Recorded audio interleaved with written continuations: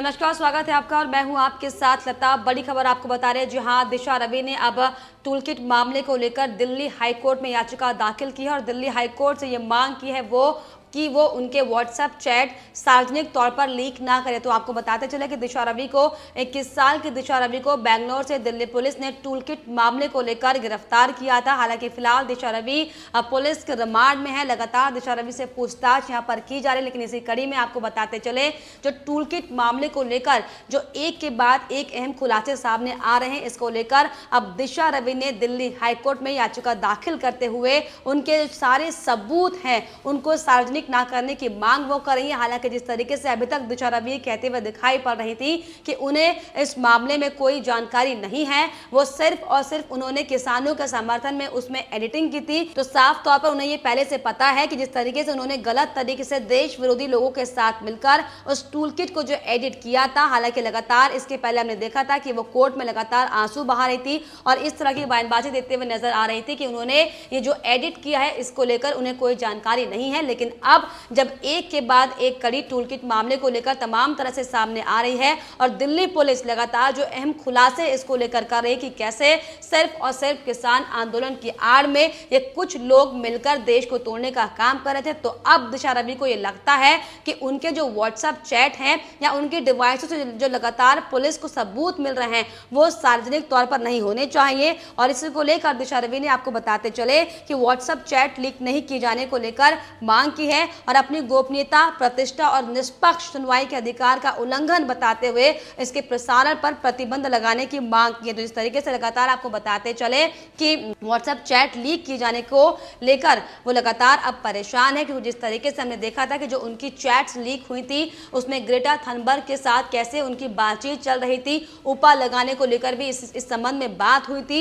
लेकिन अब जब दिशा रवि को यह लग रहा है कि अब वो पूरी तरीके से शिकंजे में कस चुकी हैं, क्योंकि तमाम जो सबूत सामने आ रहे हैं इसको लेकर अब दिशा रवि घबराने लगी हैं कि कहीं उनकी वाकई उनका असली चेहरा है वो सामने ना आ जाए, जिसको लेकर आपको बताते चले कि उन्होंने इसके प्रसारण पर प्रतिबंध लगाने की हालांकि मांग की है। आपको बता दें, दिशा को दिल्ली पुलिस ने टूलकिट मामले में गिरफ्तार किया था। 21 साल की दिशा है और उन्हें बेंगलोर से गिरफ्तारी उनकी की गई थी। और आपको बताते चले कि इसके साथ ही दिशा रवि ने अपनी याचिका में सूचना एवं प्रसारण मंत्रालय से केबल टेलीविजन नेटवर्क अधिनियम 1995 के तहत व्हाट्सएप चैट लीक नहीं करने की और साथ ही साथ टीवी चैनलों के खिलाफ उचित कार्रवाई करने की मांग की। दरअसल दिशा रवि जो है वो ये बातें कहती हुई नजर आ रही हैं कि जो मीडिया है वो उनके खिलाफ गलत तरीके से बयानबाजी कर रहा है, उनके खिलाफ गलत खबर दिखा रहा है और जिस पर कार्रवाई करने की बात दिशा रवि अब कहती हुई नजर आ रही है। हालांकि जो हमने देखा था, जो सबूत सामने, हालांकि चलिए अगर मान लेते हैं कि मीडिया गलत भी दिखा रहा है, जो कि नहीं दिखा सकता क्योंकि वो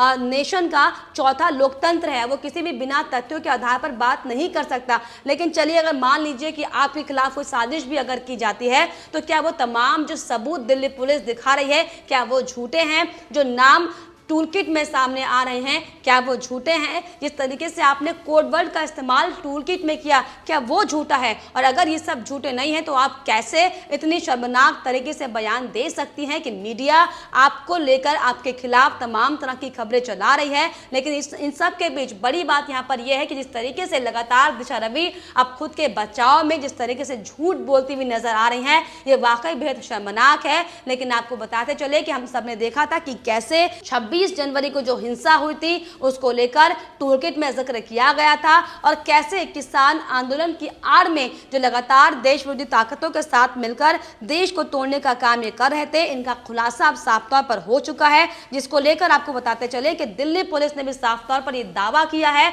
कि जो दिशा रवि और जो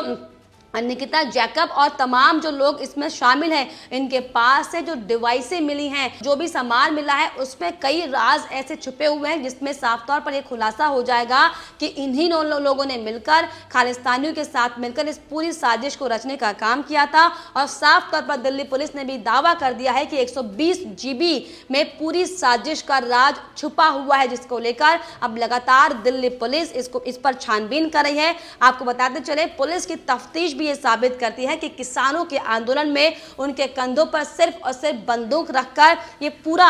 षड्यंत्र रचा जा रहा है और बंदूक चलाने वाला कोई और है और उस कोई और की पुलिस लगातार तलाश कर रही है। आपको बताते चले और जांच से जुड़े मामलों को लेकर पुलिस साफ तौर पर यह दावा कर रही है कि 115 120 जीबी डेटा की स्क्रूटनी कर रही है। पुलिस सूत्रों का साफ तौर पर यह कहना है कि टूलकिट साजिश में निकिता का दिशा से भी बड़ा रोल है। सभी आरोपी टूलकिट को आपस में कॉम्स पैक कम्युनिकेशन पैकेज के नाम से बुलाते थे। ये अहम खुलासा दिल्ली पुलिस ने किया है। और इसके अलावा आपको बताते चले, निकिता के घर 11 फरवरी को जब दिल्ली पुलिस ने सर्च किया तो उनके इलेक्ट्रॉनिक डिवाइस से काफी डेटा रिकवर हुआ था। उसमें व्हाट्सएप चैट, ईमेल वगैरह आदि शामिल थे। साथ ही साथ दिल्ली पुलिस का साफ तौर पर यह भी कहना है कि दिल्ली पुलिस ने निकिता और पीटर फेडरिक के व्हाट्सएप चैट भी रिकवर कर लिए हैं और बातचीत में दोनों सिक्योर ऐप के नाम पर आपस में बातचीत करते हुए नजर आ रहे हैं। और ये कौन सा सिक्योर ऐप है जिसके जरिए आपस में लगातार बातचीत की जा रही थी।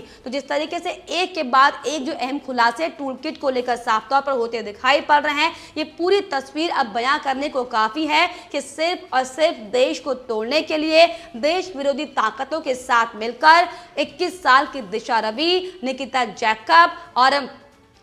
शांतानु तमाम वो नाम जो अब सामने आ रहे हैं, इन्होंने इनकी जो सबूत जो इनके खिलाफ मिल रहे हैं, इससे साफ तौर पर ये साबित हो चुका है कि आप ही वो टेररिस्ट जिसे कह सकते हैं, आतंकवादी कह सकते हैं, जो अपने देश के नाम पर देशद्रोही हरकतें लगातार लंबे समय से करते आ रहे थे। और ये कोई अभी का मामला नहीं है, बहुत लंबे समय से इन लोगों की प्लानिंग चल रही थी। क्योंकि जिस तरीके से हमने देखा था कि मोद धालीवाल का जो वीडियो हमने देखा था, उसमें साफ तौर पर उसने कहा था कि ये किसान आंदोलन रुकना नहीं चाहिए क्योंकि हमारा मकसद देश को तोड़ना है। तो ये लंबे समय से मोद धालीवाल जो कि पीजीएफ का सीईओ है, उसका सदस्य है, उनसे ये लोग लगातार जुड़े हुए थे। पीटर फेडरिक का नाम इसमें सामने आया है जिसके सीधे तार आतंकी संगठन पीजीएफ से जुड़े हुए थे। और ये तमाम लोग बहुत लंबे समय से देश के खिलाफ इस तरीके की षड्यंत्र रच रहे थे। और किसान आंदोलन जब आया तो किसान आंदोलन की आड़ में ये पूरा षड्यंत्र जो रचा गया, इसको लेकर इंप्लीमेंट करने की बहुत बड़ी साजिश, बहुत बड़ी कोशिश यहाँ पर की जा रही थी। लेकिन जिस तरीके से दिल्ली पुलिस ने जो एक के बाद एक अहम खुलासे हुए हैं, वाकई अब ये कहना साफ है कि वो दिन दूर नहीं जब ऐसे तमाम नाम सामने आएंगे जिनको देखकर, जिनको सुनकर हम सब के होश उड़ जाएंगे। क्योंकि जिस तरीके से हम जो एक्टिविटी यहाँ पर देख रहे हैं तमाम विपक्षी नेताओं की, चाहे बात करें अरविंद केजरीवाल की जो लगातार इन लोगों का बचाव करते दिखाई पड़ रहे हैं, चाहे बात करें राहुल गांधी, सोनिया गांधी, प्रियंका गांधी वाड्रा की जो खुद को देशभक्त कहते हैं, खुद को भारत का निवासी नागरिक कहते हैं, लेकिन ये लोग कैसे इन आतंकवादियों को, खालिस्तानियों को बचाने की कोशिश कर रहे हैं। इससे साफ ये जाहिर होता है कि हमारे देश की कुछ ऐसी ताकतें हैं जो बाहरी ताकतों के साथ मिलकर देश को तोड़ने का काम कर रहे हैं, जो कि वाकई बेहद शर्मनाक है। और ये कोई पहला मामला नहीं है, इससे पहले भी हम कई बार देख चुके हैं कि सीए की आड़ में कैसे देश को जलाया गया था, देश में दंगे फैलाए गए थे। और एक बार फिर से किसान आंदोलन का मुद्दा इन लोगों को मिल चुका है, जिसकी आड़ में अब लगातार लोगों को मोहरा बनाकर ये तमाम जो बड़ी पार्टियां हैं जो खुद की देशभक्ति होने का दावा यहाँ पर करते हैं, वो लोग बाहरी शक्तियों के साथ मिलकर इस तरीके के षड्यंत्र को रचने का काम कर रहे हैं। लेकिन साफ तौर पर जो पुलिस अहम खुलासे कर रही है वो ये कि शांतनु ने अपने मेल आईडी से टूलकिट का निर्माण किया था। निकिता और दिशा उसमें एडिटिंग उन्होंने की थी। और क्योंकि टूलकिट को दुनिया भर के सेलिब्रिटीज को भेजा जाना था और इसीलिए निकिता के कहने पर दिशा ने अपनी